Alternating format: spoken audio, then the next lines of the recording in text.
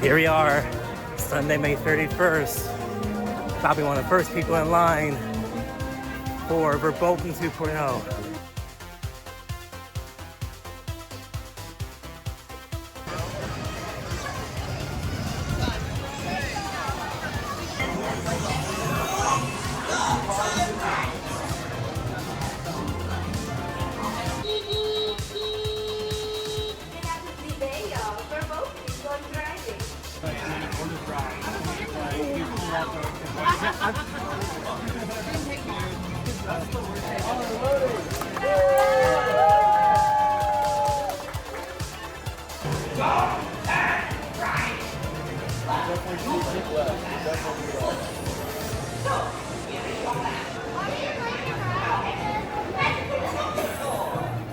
Platform clear. Who should stray? Don't expect me to save the day.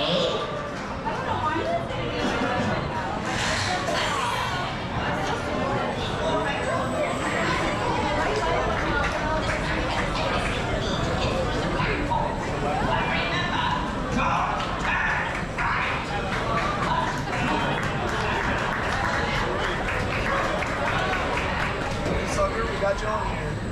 Sucker. At this time, take a step.